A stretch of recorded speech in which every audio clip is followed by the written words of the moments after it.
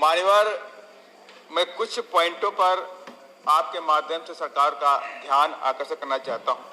शिक्षा, रोजगार, कृषि, सफाई कर्मियों का जीवन और जातिवादी और नफरत, ऊंच नीच की भावना इस देश के अंदर।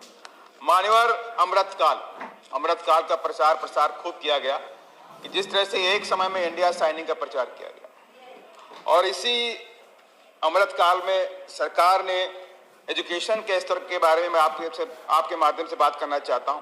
सरकार ने धीरे धीरे शिक्षा को अमीरों को ही देने का मन बना लिया है। इसीलिए गरीबों के बच्चों की शिक्षा को लेकर सरकार बिल्कुल गंभीर नहीं है। दलितों, आदिवासियों, पिछड़ों और गरीबों के बच्चे आज अच्छी शिक्षा के लिए महरूम हो रहे हैं। यही नहीं मान्यवर, कई सारे प्रदेशों में, चाहे मध्य प्रदेश हो, चाहे हरियाणा हो, चाहे उत्तर प्रदेश हो, कई सारे प्रदेशों में सरकारी स्कूलों को धीरे धीरे बंद किया जा रहा है। यही नहीं, जो SC ST के बच्चे पढ़ाई करते थे, उन्हें वजीफा या स्कॉलरशिप मिल रही थी, वो वजीफा धीमे धीमे बंद कर दी गई। 2003 में उत्तर प्रदेश में फ्री एडमिशन की व्यवस्था की गई। माननीय बहन जी, उस वक्त माननीय बहन जी मुख्यमंत्री थी।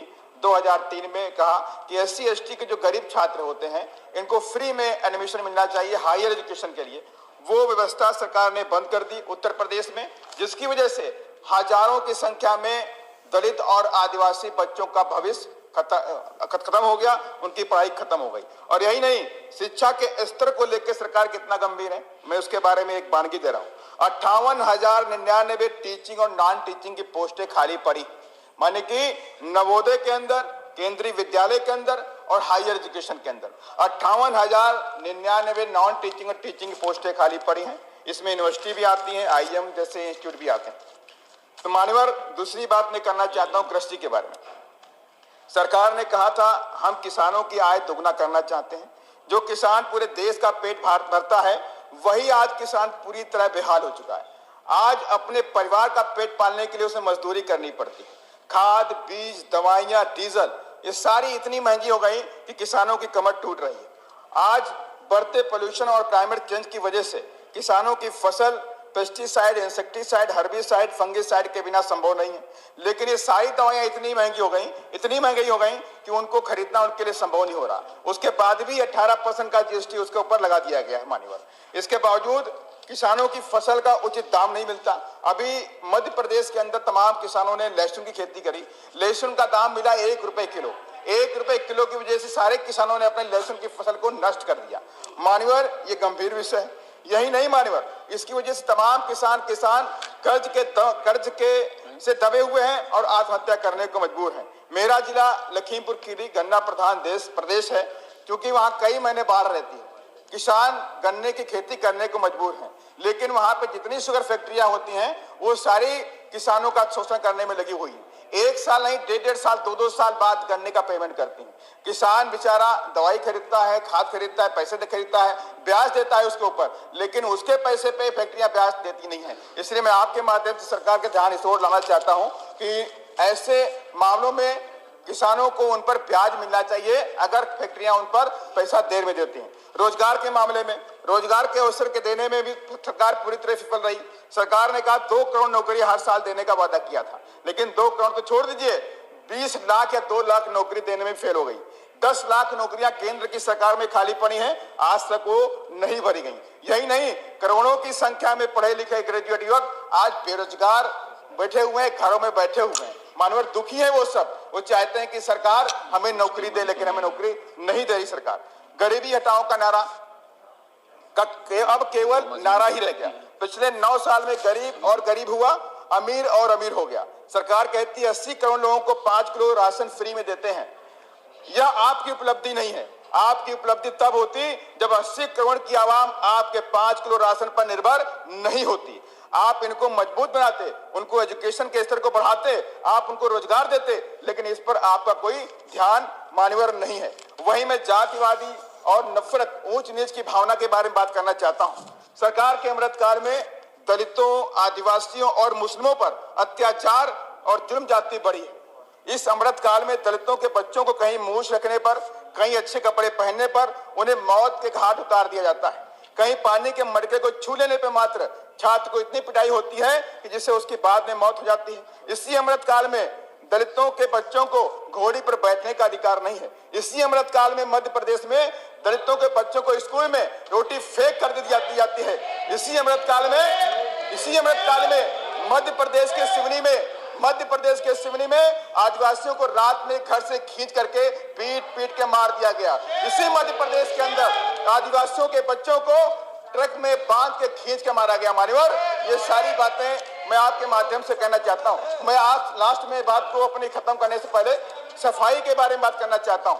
जैव विज्ञान की बात करते हैं, डिजिटल इंडिया की बात करते हैं, कंप्यूटराइज टेक्नोलॉजी की बात हम करते हैं, लेकिन मान्यवर ये सारी की सारी बातें तब बेमानी लगती हैं जब सफाई कर्मी मजबूरी में उस गटर के अंदर, सीवर लाइन के अंदर बिना सेफ्टी इक्विपमेंट के उतरता है और उसकी मौत हो जाती है।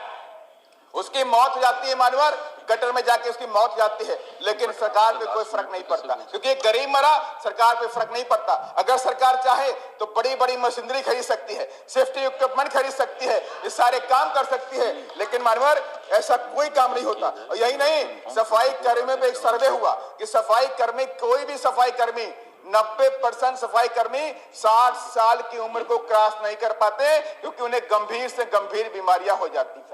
मान्यवर, मैं आपके माध्यम से सरकार का ध्यान इस ओर लाना चाहता हूं कि इनके लिए मशीनरी और नई टेक्नोलॉजी का इस्तेमाल किया जाए। मान्यवर, और साथ ही मान्यवर, मैं लास्ट में अपनी पॉइंट पे दो बातें सरकार से मांग करता हूं आपके माध्यम से कि मान्यवर, सरकारी उपक्रमों को बेच करके डिसइन्वेस्टमेंट के जरिए प्राइवेट हाथों में दिया जा रहा है, लेकिन इस देश के अंदर सामाजिक न्याय की अभी भी पूरी देने की आवश्यकता है।